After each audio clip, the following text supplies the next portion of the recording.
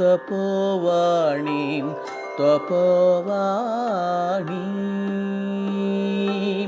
தன்னிகரில்லாம் தபோவாணி தபோவாணீம் தபோவாணி இணைந்தோம் இங்கே இன்பமுடன் இணையில்லாத தபோவனம் இந்தியாவின் முதல் முதியோரின் முயற்சி வயதில் முதிர்ந்தவர் இளமை மனங்களின் இணையவானொலி first internet radio by senior citizens Tapovani Tapovani Tapovani இது இணைய வானொலி. இது சமுதாயத்தின் கலங்கரை விளக்கு. உங்களுடன் இணைவது அனுசூயா. தபோவாணி தன்னிகரில்லா தபோவாணி தபோவாணி தபோவாணி தபோவாணி.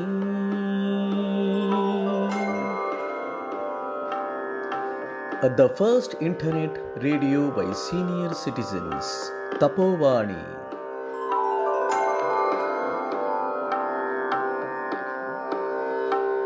ஹாய், ஹலோ தபோவாணி நேயர்களே, நமஸ்காரம், வணக்கம். எல்லோரும் எப்படி இருக்கேன்? கொரோனா ரொம்ப பாடாப்படுத்துறதுன்னு நினைக்கிறேன். ஆமாம், இன்றைக்கி இந்த சந்திப்பு நிகழ்ச்சியில் உங்களுக்கு ப்ராமிஸ் பண்ண மாதிரி நம்ம தப்போவனோட ஜீவநாடி, உயிர் நாடி, life line super chef Balaji மாமா வந்திருக்கா ஸ்டூடியோவுக்கு. பாலாஜி மாமா, welcome to the studio. Sairam, நமஸ்காரம். நமஸ்காரம், நமஸ்காரம். எப்படி இருக்கேன்? நல்லா இருக்கேன் மாமா. கொரோனா ரொம்ப படுத்துறதோ? ஏன் கேட்குற, ரொம்ப படாப்படுத்துகிற எல்லாரையுமே. யாருக்குமே மன நிம்மதியே இல்லை. ஓஹோ. ஏதோ ஒரு இதில் வந்துட்டு போயிட்டு இருக்கா. ஒரு சந்தோஷமே இல்லை யார் முகத்துலேயும். பல சிந்தனைகள், பல நினைவுகள், எது சந்தோஷத்தை பண்ணுறதுன்னு தவிச்சுட்டு இருக்கா எல்லோரும். நானும் முடிஞ்சவரை எல்லாருக்கும் ஆத்ம திருப்தியாக சமையல் பண்ணி போட்டுருக்கேன். சுட சுட எல்லாருக்கும் நல்லா திவ்யமாக கிடைக்கிறத அமிர்தமாக பண்ணி போட்டுருக்கேன். பகவான் மேலே பாரத்தை போட்டுண்டு எல்லாருடைய சேமத்துக்காக பாடுபடணும். கொரோனா சந்தோஷம் கொடுக்காட்டா கூட உங்கள் சாப்பாடு சமையல் சந்தோஷம் சொல்லி வாழாது, அவ்வளோ இருக்கு. சாய்ராம் தான், பெரியவாளுடைய அனுக்கிரகம் தான். இதில் வேறு ஒன்றும் கிடையாது. பெரியவாளுடைய அனுக்கிரகத்தில் எல்லோரும் நல்லா இருக்கணும், சேமமாக. இன்னைக்கு வெள்ளிக்கிழமைனாலே வெண்பொங்கல் தான் பிரேக்ஃபாஸ்ட்டு. ஆமாம், பிரேக்ஃபாஸ்ட் சூப்பர். வெண்பொங்கல் வாயில் வச்சு எப்போ கறந்துன்னே தெரியல எனக்கு. அந்த மாதிரி ஒரு சாஃப்ட் அண்ட் சில்கி. இதை பற்றி நிறையா பேசுவாங்க. நீங்கள் சொல்லுங்கள், நீங்கள் வந்து இந்த தொழிலில் என்ன சின்ன வயசுலேருந்தே இருக்கீங்களா? 45 வருஷமாக சமையல் பண்ணிட்டு இருக்கேன். சரி. 12 வயசுலேயே நான் இந்த இதுக்கு வந்துட்டேன். படிச்சுட்டு ஹோட்டலில் வேலைக்கு பார்த்துட்டு, டேபிள் துடைச்சிட்டு, டபரா விளம்பிட்டு மதுரையில் படிச்சுட்டு பள்ளிக்கூடம் போகிறது. ஏன்னா வீட்டில் அவ்வளோ வருமே. ஓகே. அப்பாலாம் மதுரையில் ஹோட்டலில் வச்சு எல்லாம் லாஸ் ஆகி 4 ஹோட்டல் வச்சுருந்தேன் மதுரையில். எல்லாம் வச்சுட்டு ஒரு கிராமத்து மதுரையிலே அப்போ முந்திரி தோப்புன்றது கிராமத்துக்கு வந்தாச்சு.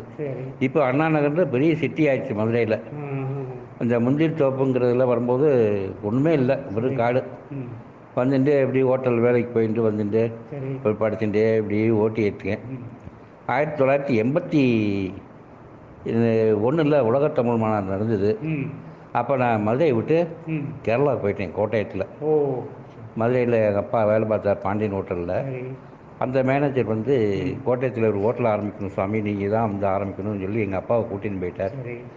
எங்கள் அப்பாவுக்கு ஹெல்ப் பண்ணுறதுக்கு யாருமே இல்லைன்னு சொல்லிட்டு என்னையே வர சொல்லிட்டா. நான் SSLC 73 முடிச்சுட்டு அப்படியே ஹோட்டலில் பண்ணியிருந்தேன். மேற்கொண்டு கண்டினியூ பண்ண முடியல. அப்புறம் கோட்டயம் போயிட்டு கோட்டயத்தில் 4 வருஷம் இருந்தேன். அங்கே அவங்க அப்பா ஒரு அப்ளிகேஷன் எழுதி போட்டார்.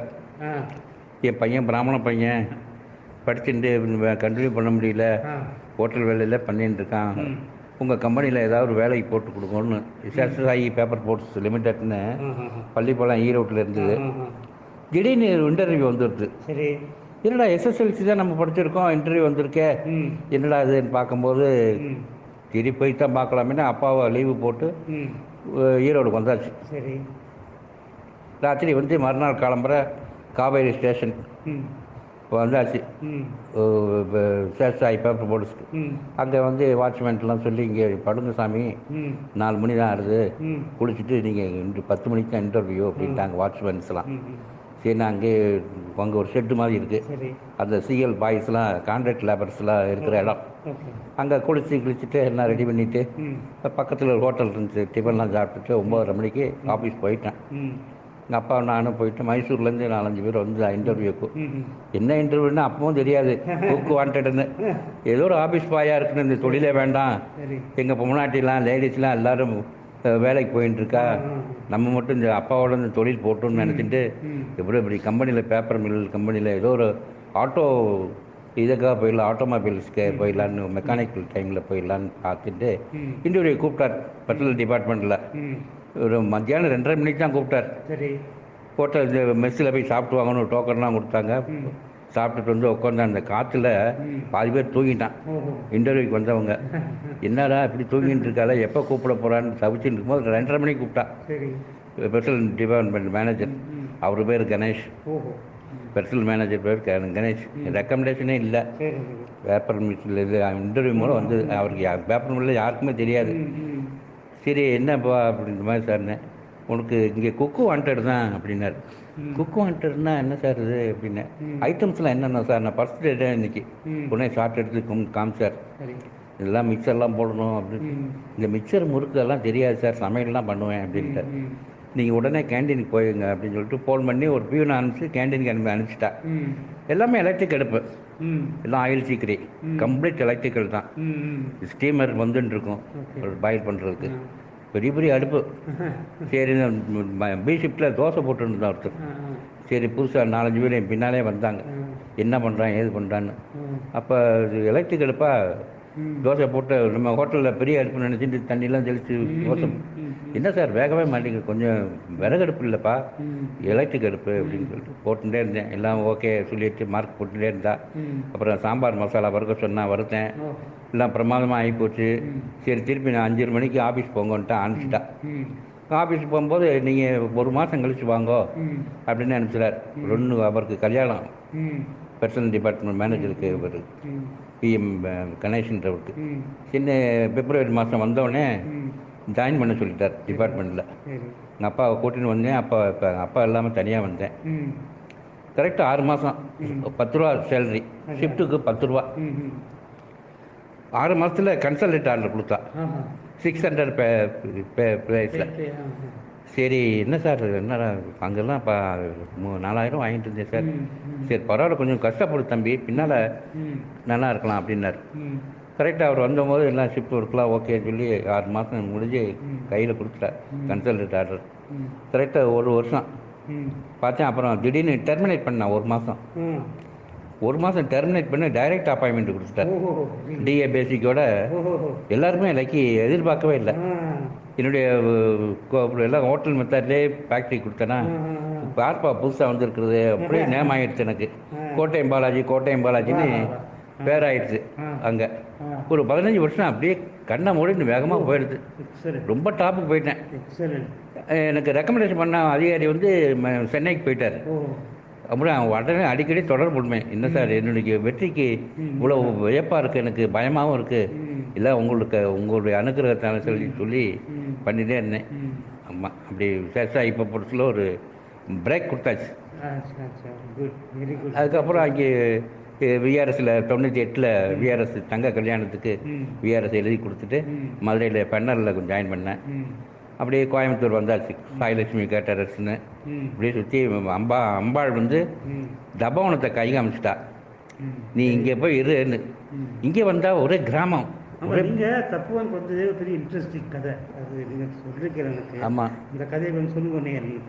ஃபஸ்ட்டு சென்ட்ரல் எக்ஸைஸில் ரெக்கம் இப்போ இது பண்ணிட்டு இருந்தேன். அங்கே நம்ம அண்ணா வேலை பார்த்துட்டு இருந்தார். ஆஃபீஸ் கேன்டீன் வந்து நடத்தணும், நீங்கள் வந்து பாருங்கோ அப்படின்னார். மாமா அண்ணா பழைய மாதிரி கேன்டீன் கான்ட்ராக்ட்லாம் இருக்கும்போது லேபர்ஸ்லாம் எனக்கு வேணும், நீங்கள் முதல்ல வந்து பாருங்க பரவாயில்ல செய்யுங்கன்ட்டார். அப்புறம் ஆஃபீஸர்ஸ்லாம் 9:30 ஆஃபீஸர்ஸ்லாம் சூடாக வரும்போது ஸ்நாக்ஸ் எல்லாம் போட்டு காமிச்சேன், எல்லாம் பண்ணேன். பிரமாதமாக ஆகிப்போச்சு. ஒரு வருஷம் அந்த இருக்கிற எம்ப்ளாயிஸ்லாம் வெளியே போயிட்டாங்க, புதுசாக தான் எடுத்துகிட்டு இருக்காங்க, மேனேஜ்மெண்ட் கண்ட்ரோலில் அப்படின்னாங்க. ஏற்கனவே அது கான்ட்ராக்ட் தான், அது சென்ட்ரல் எக்ஸைஸ் நந்தனம்னு. அப்புறம் 1.5 வருஷத்தில் அங்கே வெளியில் போனவங்கலாம் திருப்பி மேனேஜ்மெண்ட்டே எடுக்க ஆரம்பிச்சிட்டா. அதுக்கப்புறம் நான் 2 மாதம் சும்மாவே இருந்தேன். பாபா தான் எனக்கு, பாபா ஏதோ ஒரு வழி காமிக்கிட்டுன்னு சாய்ராம் சொல்லிட்டு உட்காந்துட்டே இருக்கும்போது என் தம்பி அங்கே மார்க்கெட்டிங்கில் இருந்தான். என் தம்பி நான் பேப்பரில் விளம்பரம் போட்டிருக்கேன், பிராமண சமயக்காரர் தேவைன்னு, நீங்கள் கோயம்புத்தூருக்கே போங்கண்ணா அப்படின்னா. கோயம்புத்தூரே வேண்டாம் தம்பி, கோயம்புத்தூரே வேண்டாம், 15 வருஷம் பார்த்தாச்சு, வேண்டாம்டா. சென்னையில் கோயம்புத்தூர் சாய்லட்சுமி கேட்டரஸில் இருந்தேன் ஒரு 7 இயர்ஸாக. அங்கே ஒரு சின்ன பிரச்சனை போயாச்சு. சரி மெட்ராஸ் போனோன்னு தான் சரி திருப்பி கோயம்புத்தூர் வரலான்னு சொல்லிட்டு அங்கே மாதம்பட்டி எங்கன்னு பார்த்து விசாரிச்சுட்டு, எங்கள் அக்கா பொண்ணு இங்கே தான் இருக்கா, அம்மாலாம் இங்கே தான் இருந்தேன் கவுண்டம்பாளையத்தில். சரி மாதம்பட்டி வந்து பார்த்துட்டு போயிட்டேன். ஒரே கிராமம், ஒன்றுமே இல்லை. அந்த ஆட்டோவில் வரவன் 25 ரூபா மாதம்பட்டியிலேருந்து இங்கே வர்றதுக்கு, அங்கேருந்து இங்கே வர்றதுக்கு ஒரே கிராமமாக ஆகி போச்சு. லைட் டைம் இல்லை, ஒன்றும் இல்லை, இந்த சிட்டியில் எப்படிடா இருக்கோம் அப்படின்னு சொல்லிட்டு போயிட்டேன். ஆனால் இங்கே வர்றதுக்கு காரணமே மணி சார் தான், மணியர் தான். மணியர் 2-3 தடவை ப்ரெஸ் பண்ணிட்டு வரையா இல்லையாப்பா, வரதா இருந்தால் சொல்லுங்கப்பா அப்படின்ட்டார். நான் வரதை வந்து போயிட்டேன். திருப்பி எந்த கான்ட்ராக்டும் இல்லை, திருப்பி கூப்பிட்டுட்டே இருந்தார். நான் சரி மணி சார் தான் என் மேனேஜிங் டைரக்டர் போட்டுருக்கு நினச்சிட்டு இந்த வந்துடுறேன் சார்னு சொல்லிட்டு அப்புறம் ஒரு ட்ரிப்பு உடனே கிளம்பியாச்சு. ட்ரெயின் புக் பண்ணி ரூம்மேட்டு அரேஞ்ச் பண்ணி வந்தாச்சு. வந்து ஜாயின் பண்ணியாச்சு 29/10/2010. அப்போ அங்கே இருக்க ஒருத்தர் சமயக்காரர் இருந்தார், ஒரே ட்ரிங்க்ஸு. அப்போ விஜயகுமார் தான் ஃபுல் அண்ட் ஃபுல், விஜயகுமார் தான் கம்ப்ளீட். வெறும் 5 வீடு தான் இருந்தது நான் வரும்போது. 4ஆம் நம்பரில் படுத்துங்கோ, ரெஸ்ட் எடுங்கோ, கூப்பிட்றேன்னு சொல்லிட்டு பார்த்தார் மணி சார். அதுக்கப்புறம் வரதராஜன் சார் வந்தார். அவர் தான் சேர்மன்னு தெரியாது அப்போவும். நான் இப்போ மணி சார்னு நினச்சிட்டே இருந்தேன். அப்புறம் கேட்டார், பண்ணேன், அப்படியே ஜாயின் பண்ணியாச்சு, அப்படியே ஓடியாச்சு. இங்கே 29/10/10 வந்து ஆமாம் 10 வருஷம் ஆயிடுச்சு. 10 ஆமாம் மேலே ஆயிடுச்சு. ஆமாம், அவங்க 10 வருஷம் ஆனது வந்து ரொம்ப கோலாகலமாக கொண்டாடினான்னு. ஆமாம், ரொம்ப செலிப்ரேட் பண்ணார். ஆமாம், அப்போ எதிர்பார்க்கவே இல்லை. சும்மா ஒரு 10 வருஷம் ஆச்சு. இப்போ உள்ள சுச்சுவேஷன்லாம் பார்க்கும் மனசு ரொம்ப கஷ்டமாக இருக்குன்னு புலம்பிகிட்டே இருப்பேன். இந்த ஆடல் பாடலோட இந்த ஒரு கல்யாண கச்சேரி மாதிரி தபோனன்றது அன்பு நிறைஞ்சிருந்தது, எல்லாமே மங்களகரமாக இருந்தது. அப்படியே இப்போ எப்படி விடியுறது, எப்படி தூங்குறோம் எப்பவுமே தெரியல. எந்திரிக்க வேண்டியது குதிரைக்கு இது லாலம் கட்டுவோம், இது கண்ணில் போடுவோம் பாருங்க, இந்த மாதிரி அது மாதிரி போடிகிட்டே இருந்தது. யாரு கண்ணு பட்டுதோ தெரியல. இப்படி இல்லாத சூதனை சந்திப்போன்னு ரொம்ப கஷ்டமாக இருக்குது. அது சீக்கிரம் நிவர்த்தி ஆகணும்னு நம்புகிறேன். அம்பாள் வந்து பெட்டிஷன் போட்டுட்டே இருந்தேன், வாமான்னு வரவே மாட்டேன்ட்டான்.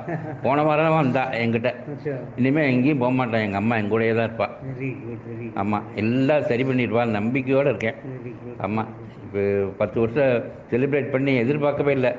சுப்பு அண்ணாவுடைய மூலமாக தான் இது செலிப்ரேட் ஆச்சு. எல்லாம் போர்டில் தான் எழுதி போட்டா 10 வருஷம் முடிஞ்சு ஒரு இது பண்ணுறோன்னு. ஏன் கேட்குற ஒரே கோலாகலமாக இப்போ எதிர்பார்க்காத ஒரு இன்ப அதிர்ச்சி. ஆமாம், ரொம்ப. ஆமாம், இவ்வளோ வரவங்க போகிறவங்க அப்படி போயிட்டே இருக்கா. ஆனால் பழைய ஒரு மகிழ்ச்சி திரும்ப அமைதி வரும்னு நினைக்கிறேன். கண்டிப்பாக அம்பாளுடைய அனுக்கிரகம் நம்ம தபோவனத்துக்கு நிறையவே இருக்குது. நல்லா கண் கூட பார்க்குறேன். Let us meet after a short break. கேட்டுக்கொண்டிருங்கள் ரேடியோ தப்போவாணி. தபோவாணி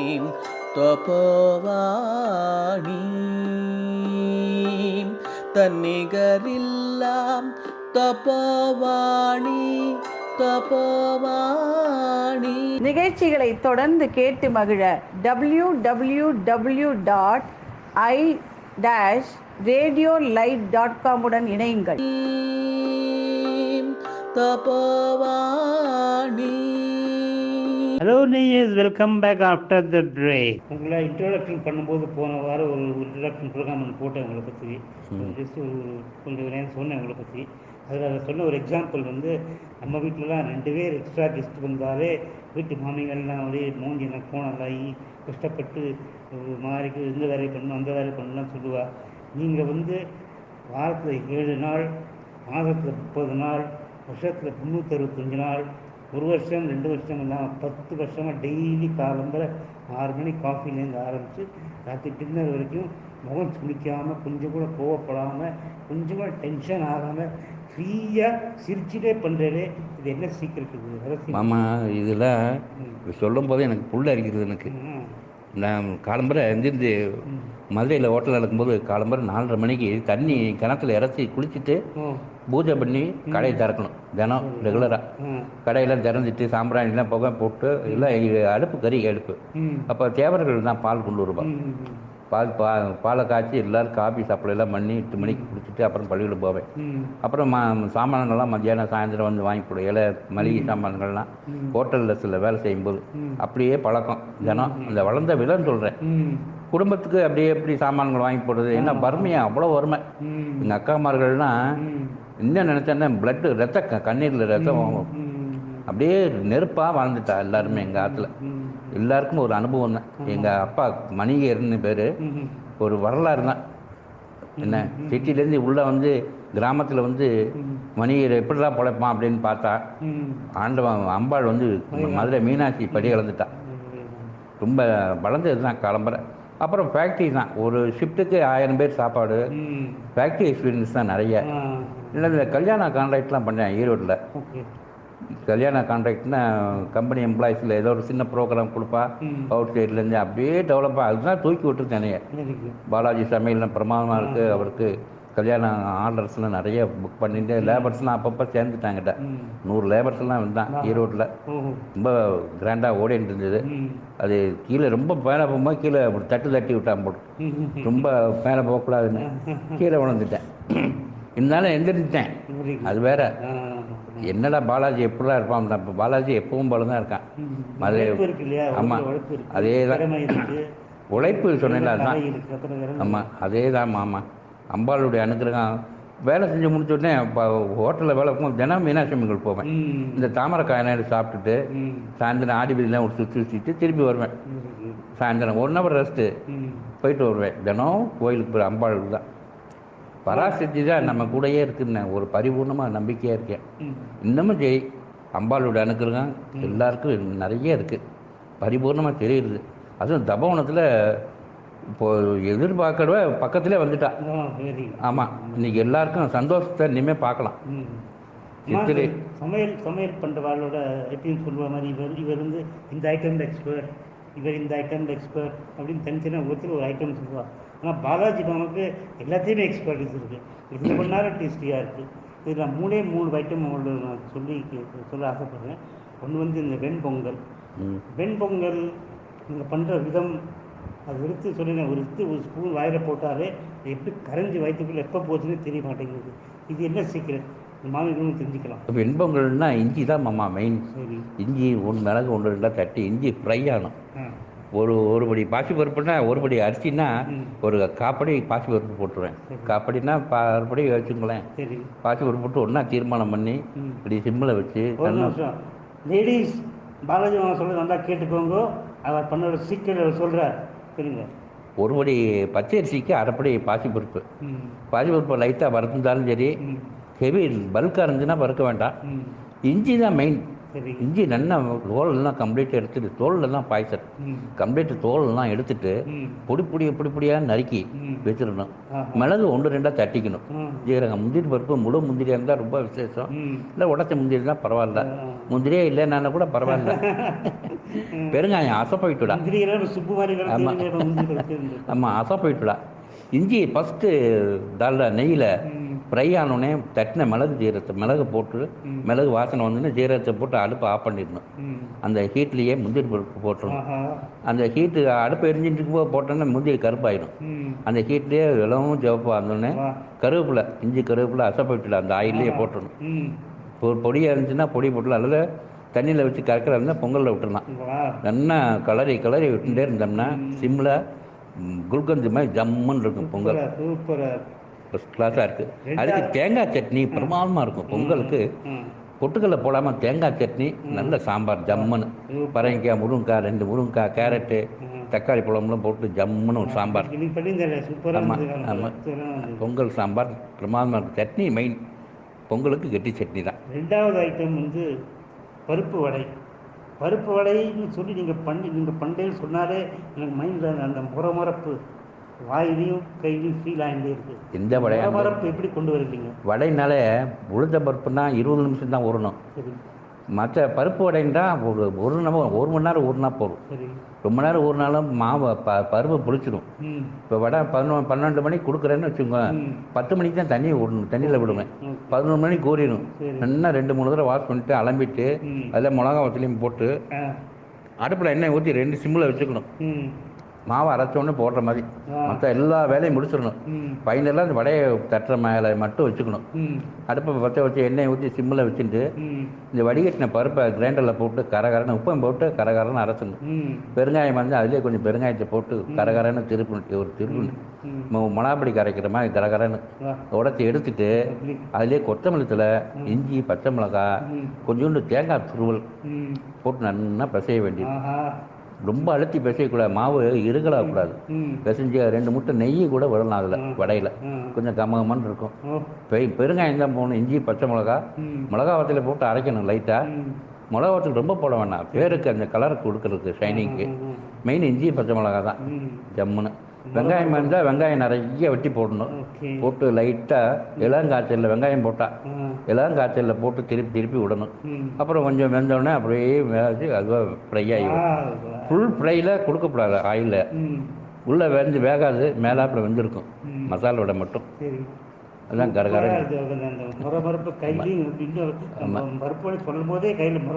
ஆமாம், கரகரன்னு இருக்கும். மூணாவது ஐட்டம் எனக்கு பிடிச்ச ரொம்ப பிடிச்ச ஐட்டம் மோர்கள். ரொம்ப சிம்பிள் ஐட்டம். இது நீங்கள் பண்ணுற விதமே ரொம்ப இன்ட்ரெஸ்டிங்காக இருக்குது. அது வெரி சிம்பிள் தான். மோர்களின்னா அந்த டேஸ்ட் எப்படி கொண்டு வருகிறது தான் எனக்கு தோணும். இட்லி அரிசி தான் மாமா. அரிசி மாவுலாம் பண்ணலாம், கொஞ்சமாக இருந்தால் பண்ணலாம். ஹெவி பல்காக இருந்துன்னா இட்லி அரிசி ஊற வச்சிடணும். 2-3 தடவை வாஷ் பண்ணிட்டு நல்ல தண்ணியும் வாஷ் பண்ணிட்டு வடிகட்டிட்டு உப்பு, பச்சை மிளகா போட்டு கிரைண்டரில் நைஸாக அரைக்கணும். ரொம்ப நைஸாக அரைக்கணும். அரைச்சி எடுத்துட்டு தயிர் கட்டி புளிச்ச தயிர் இருந்துச்சுன்னா அதையும் ஊற்றி எல்லாத்தையும் ஒன்றா கலக்கிற வேண்டியது. கலக்கி உப்பு அதுக்கு தகுந்த உப்பு போட்டுக்கணும். ரொம்ப உப்பு போட வேண்டாம்.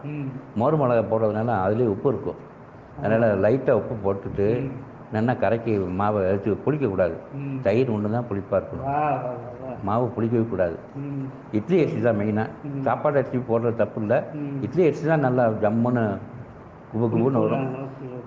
அது கடாயில் நல்லெண்ணெய் ஊற்றி கடுகு, 2 ஜீரகம், மிளகா வத்தல், இது மோர் மிளகா 1-2 நீட்ட மிளகாய் இருந்தால் பிரமாதமாக இருக்கும். குண்டு மிளகாய் இருந்தால் அவ்வளோவா இருக்காது. நீட்ட மிளகாயை 2-2 கட் பண்ணி போட்டுட்டு நல்லா ஃப்ரை ஆனவுடனே பெருங்காயத்தையும் போட்டு கருவேப்பிலை உருவி போட்டு பச்சையாக இருக்கணும். கருவேப்பிலை காஞ்சி போகக்கூடாது. போட்டு அப்படியே தாளித்து விட்டு இந்த கரைச்சி வச்சோம் பாருங்க, அதை படாமல் ஊற்றிடணும். ஊற்றி நல்லா சிம்மில் வச்சுக்கணும். அடுப்பு எரியக்கூடாது, ரொம்ப நேரம் எரியக்கூடாது. ஏன்னா மாவு வேகணும். ரொம்ப வெந்துடும், கட்டி கட்டும். கிண்டிகிட்டே இருக்கணும். கிண்டின்னா அல்வா கிண்டுற மாதிரி கிண்டிகிட்டே இருக்கணும். நல்லெண்ணெய் தான் ஊற்றணும், வேறு எந்த எண்ணெயும் ஊற்றக்கூடாது. நல்லெண்ணெய் ஊற்றி பரட்டி கிட்டின்னு அல்வா டைப்பில் சட்டியில் ஒட்டாமல் பதமாக வரும். அப்போ அப்படியே ஹாட் பாக்ஸில் போட்டுக்கலாம். ஆக்சுவலாக சூடாக அப்படியே தான் சாப்பிடணும் மோர்க்களி. அவ்வளோ அளவு தெரிஞ்சாலும் பீஸ் போட்டு நம்ம செய்கிறோம் இங்கே தப்போணத்தில். மோர்க்களின்னு ஹாட் பாக்ஸ் சுட அப்படியே சாப்பிட்டா ரொம்ப பிரமாதமாக இருக்கும் மோர்க்களிக்கு. மோர்க்களி தக்காளி தொக்கு ரொம்ப பிரமாதம் இருக்கும் மோர்க்களிக்கு. தக்காளி தொக்கு, வெங்காய தொக்கு ரொம்ப சூப்பராக இருக்கும். நெல்லிக்காய் தொக்கு, நெல்லிக்காய்னா நைட்டு ஆகாது, உடம்புக்கு ஆகாது, மத்தியானம் வந்து சாப்பிடலாம். தொக்கு தான் மெயின். தக்காளி தொக்கு அல்லது மல்லி தொக்கு. நேர்களே, பாலாஜி மாமா சொன்ன 3 சீக்ரெட் டிப்ஸ் கேட்டுங்களா? ட்ரை பண்ணி பாருங்கள். Let us meet after a short break. கேட்டுக்கொண்டிருங்கள் ரேடியோ தப்போவாணி. தப்போவாணி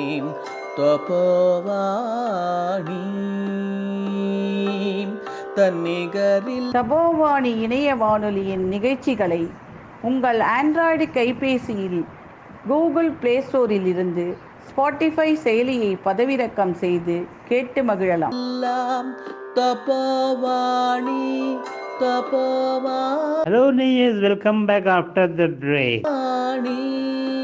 உங்கள் டீமில் வந்து இப்போது சசிகுமார் இருக்கார், மலர்விழி இருக்கா, நித்யா உஷாலாம் இருக்கா. இவெல்லாம் இவரோட கண்ட்ரிபியூஷன் எவ்வளோ உங்களுக்கு ஹெல்ப் பண்ணுறா? என்ன புரியல? எங்கள் டீமில் வரலாம் இருக்காரு, 4-5 பேர் இருக்கா. சசிகுமார், மலர்விழி, உஷா, நித்யா, புன்னிவா, சிந்திரா, இவெல்லாம் எவ்வளோ ஹெல்ப் பண்ணுறாங்க? ஃபஸ்ட்டு நித்யாவுக்கு நல்லா ட்ரைனிங் ஃபுல் கொடுத்துட்டேன் மாமா. முந்தைய காப்பிலாம் போட சொல்லி கொடுத்தேன். இப்போ 70% எல்லா வேலையும் அரைச்சி கொடுக்குறதுலேயும் சரி, அரேஞ்ச்மெண்ட்ஸ் பண்ணுறதும் சரி, க்ளீனாக செஞ்சுட்டா. ரெண்டாவது குன்னி செய்வா, எல்லா வேலையும் செய்வா, சப்பாத்தி போடுவா, அரேஞ்ச்மெண்ட்ஸ்லாம் பண்ணுவா. ஆனால் உள்ளே வரமாட்டா கிச்சனுக்குள்ளே. மாமா சாதம் வடித்து எப்படி இருக்குது பார்த்து சொல்லுங்க மாமா. இட்லிக்கு இட்லி மாவு எப்படி அரைக்கணும்னு தெரியாது. நான் பக்கத்தில் போய் நின்று இட்லி மாவை அப்படி அரைக்கணும், கெட்டியாக இருக்கக்கூடாது, லூஸாக அரைக்கணும். ஒரு தடவை செஞ்சால் மறுநாள். அதேமாதிரி புஷ்பா அவள் ஜென்டில் பக்கா. ஒரு தடவை சத்தம் போடுவேன், நான் பாதி பேர் நிறைய சத்தம் போடுவேன், அழுதுண்டே இருப்பா. அழுதுண்டே மைதிலிட்டே போய் சொல்லுவா, மாலஜி மாமா சத்தம் போடுறான்னு. நான் என்னமோ இது பண்ண மாதிரி, எதுக்கு மாமா சத்தம் போடுறேன், ஒரு நல்லது தானே, தெரிஞ்சுக்கிறது தானே. இல்லை சத்தம் இதே நித்யாவில் நிறைய வேலை சத்தம் போட்டிருக்கேன். மூஞ்சி ஒரு ஒன்று தூக்கி வைப்பா, அப்புறம் வேலையை கற்றுக்கிட்டான். 2 பேரும் நித்யா உஷா 2மே ஃபாஸ்ட்டு. இப்போ ட்ரைனிங், இப்போ சசிகுமார் ட்ரைனிங் பண்ணிட்டு இருக்கார். கேட்டரிங்கில் அவ்வளோ எக்ஸ்பீரியன்ஸ் கிடையாது, மற்றபடி எல்லா அரேஞ்ச்மெண்ட்ஸும் அவர் பண்ணிட்டு இருக்கார். மலரை கொஞ்சம் பண்ணிட்டு இருக்கா, காயெல்லாம் வெட்டி தர எல்லாம் பிரச்சனை. உங்கள் டீமே ரொம்ப நல்லா ஆமாம், இங்கே ஒரு கேங் இருந்தது, எல்லா வேலையும் கற்றுந்தா. அவள் 6 ஆளுக்கு ஒவ்வொரு பக்கம் போயாச்சு. வேலை கற்றுக் கொடுத்துட்றே கற்றுக் அவள் இருக்கிறது இல்லை. நித்யா ரொம்ப கேங் நல்லா பிடிச்சின்ட்டா. நித்யாவும் உஷாவும் ரொம்ப பிரமாதமாக பண்ணிட்டு இருக்கா. புஷ்பா நம்பர் 1 பிரமாதமாக எல்லாம் அரேஞ்ச்மெண்ட்ஸு, காய் வெட்டுறதும் சரி, டயத்தை வேஸ்ட் பண்ணவே மாட்டான். அந்த டயத்தில் எதாவது பண்ணலாமே, இந்த டயத்தில் இது பண்ணலாமே, மாமா என்ன கேட்க மாட்டா. பொங்கல் சட்னியா சாம்பார்னா இங்கிலீஷில் எழுதணும், அவளுக்கு தமிழில் எழுத புரியாது. பார்த்து அதுக்கு தகுந்த மாதிரி ரெடி பண்ணிவிட்டு காப்பி சப்ளையும் பண்ணிவிட்டு இப்போ பார்சலே கொடுத்துட்டு வருவாள். அந்த 36 சாம்பர் ஆஃப் சாவலின்னு ஒரு படம் வந்தது, அது மாதிரி 2 கை நிறைய பையை அப்படியே தூக்கிட்டு வருவாள். அப்போ தான் முந்தி பார்சல் போயிட்டு இருப்பா. இப்போ தான் 4-5 பேருக்கு பிரித்து கொடுத்தாச்சு, அப்படியே ஓடின்னு இருக்கு. ஃபேமிலி கூட பிறந்தவாள்லாம் எனக்கு 5 அக்கா, 2 தங்க, 2 தம்பி, பெரிய ஃபேமிலி. கஷ்டப்பட்டுட்டே ஹோட்டலில் வேலை செஞ்சு அவளை படிக்க வைக்கணும், இவளுக்கு குடும்பத்தை பண்ணணும். பாதி பேர் பெரிய ஹெல்ப்பிங் தான், அந்நியர் தான் எனக்கு ஹெல்ப்பு. நாட்டுக்கு சொந்த பந்தங்கள்லாம் யாரும் எட்டி கூட பார்க்கல. அவெல்லாம் அங்கே மெட்ராஸில் இருக்கா, திருச்சியில் இருக்கா, எல்லாம் இருக்கா.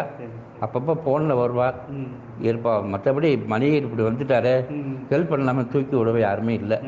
எல்லாருடைய சுயம் உழைப்புக்காக எல்லாம் முன்னாளுக்கு வந்தா. டிகிரி முடித்து 3 அக்காவுக்கு உடனே வேலை கிடச்சிருச்சு. அதுதான் ஒரு மீனாட்சியோட கிருபை. ஆமாம், நான் உழைச்சி குடும்பத்தை காப்பாற்றிட்டு படிக்க வச்சு என் தம்பி 2 தம்பி 2 தங்க ரொம்ப பிரமாதமாக பண்ணியாச்சு. கடைசி தங்க மதுரையில் இருக்கா, பேங்கில் ஐசிஐசி பேங்கில் இருக்கான் ஒரு பையன், கடைசி தம்பி. இப்போ ப்ரமோஷன் கொடுத்துருக்கா. இப்போ மேனேஜர் அடுத்த எம்டிக்கு ப்ரமோஷன் கொடுத்தா போன வாரம். அது செலிப்ரேட் பண்ணிட்டு இருக்கா எல்லாரும் ஆற்றுல, ஐசிஐசி பேங்க்கில். ராமச்சந்திரன் பேர். அதுதான் லைஃப்பில் அது ஒவ்வொரு செகண்டையும் சந்தோஷத்தை அனுபவிக்கணும்மா. துன்பத்திலையும் சந்தோஷம். உள்ள கிளம்புற 5 4:30 மணிக்கு நான் முடிப்பு வந்துடும். கொஞ்சம் நேரம் உட்காந்து மெடிடேஷன் பண்ணுவேன். அதாவது ரமண மகரிஷி சொல்கிற, அப்புறம் நம்ம யார், நம்ம என்ன பண்ணுறோம், ஒன்று உள்ளே போகணும். உள்ளே போகிறதுமே யாருமே போக மாட்டேங்கிறோம், வெளியில் வந்துடுறோம். கொஞ்ச நேரம் தியானம் பண்ணுங்க, உண்மை தெரியும். அப்போ கோப தாபங்கள் எல்லாமே மறந்து போயிடுவோம், நம்மளே மறந்துடுவோம். நம்மளாம் ஒரு ஜடம் மாதிரி ஆத்மாவை சுத்தமாக வச்சுட்டா எந்த இதுவும் வராது. பிரமாதமாக அடுத்த கட்டாக போயிட்டே இருக்கலாம். ஆமாம். ஸோ பாலாஜி மாமா ரொம்ப தேங்க்ஸ். நீங்கள் வந்து உங்களை ரெஸ்ட் இருக்க டயத்தை கொஞ்சம் எனக்கு கொடுத்துருந்தீங்க, உங்களை டிஸ்டர்ப் பண்ணது. மாமா சொல்லிகிட்டே இருந்தீங்க, நீங்கள் எனக்கு டைமே இல்லை. இப்போ நீங்கள் வருவீங்க. அன்றைக்கி உங்களோட இந்த இன்ட்ரோடக்ஷன் ப்ரோக்ராம் போட்டப்புறம் நீங்கள் எல்லாரும் கேட்குறா இன்டர்வியூ போகிற போது நான் சொல்ல அவருக்கு பாவம் டைம் கிடைக்கட்டும், அவர் ஹோல் டே பிஸியாக இருக்கார். மத்தியானம் ஒரு 2-3 ஹவர்ஸ் அவருக்கு டெஸ்டிங் டைம். அதை டிஸ்டர்ப் பண்ண வேண்டாம், நான் பார்க்குறேன்னு சொல்லிட்டு இருந்தேன். இன்னைக்கு ஏதோ நமக்கு இன்னைக்கு பாருங்கள், வெள்ளிக்கிழமை அம்பாள் வந்து உத்தரவு கொடுத்துருக்கா, நீ வெள்ளிக்கிழமை சொல்கிறான்னு. நேற்று நான் வெள்ளிக்கிழமை தெரியல, நேற்று ஆக்சுவலாக நேற்று பண்ணுறதா இருந்தது. சரி என்ன ரொம்ப டயர்டாக இருந்தது நேற்று, படுத்துட்டே வாட்ஸ்அப்பில் கொடுத்தேன், மாமா டுமாரோ அப்படின்னு. இது பாருங்க வெள்ளிக்கிழமை ஒரு அம்மா அங்கே கூடயே வந்துட்டா, தபோனத்துக்குள்ள வந்தாச்சு. நான் வணங்குற அம்மா மகாசக்தி. நீங்கள் வந்து நல்லா இருக்கோ, சேஃபாக இருக்கோ, வியாதி வைக்க ஒன்றும் இல்லாமல் நல்லா இருக்கும். We all pray. ரொம்ப சந்தோஷமா. அவர் நல்லா இருந்தால் நம்ம நல்லா இருக்க முடியும். இது எல்லாம் பெரியவாரோட ஆசீர்வாதம் தான். இல்லை உண்மையிலேயே எங்கள் குடும்பத்துக்கே எல்லாருடைய ஆசீர்வாதத்தில் தான் பகவான் கொண்டு படிகளை தின்றுக்கார். பாலாஜி நீ இப்படி போ, நம்மளாம் ஒன்றும் இது கை காட்டிகிட்டே இருப்பார். பேரே பாலாஜி தானே.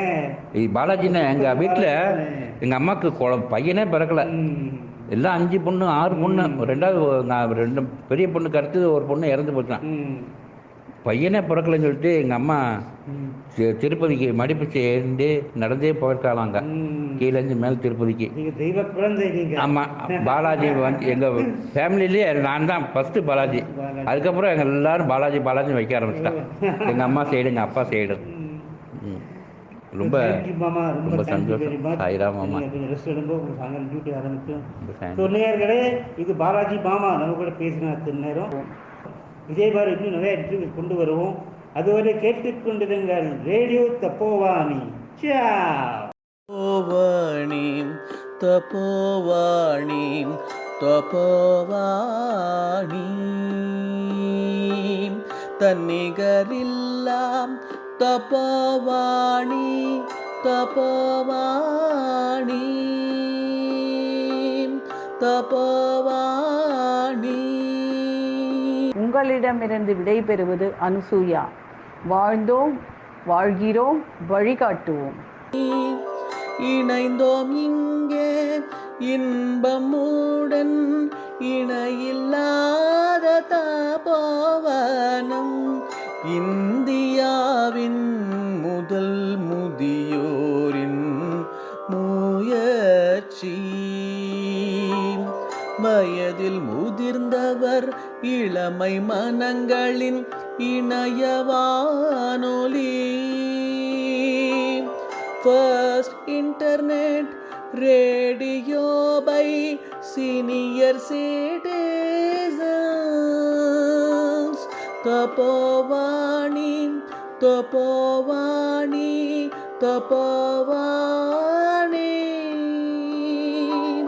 தன்னிகரில்லா Tapovani Tapovani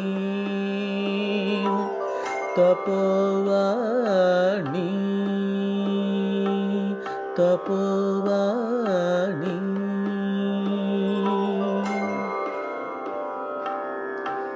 The first internet radio by senior citizens. Tapovani.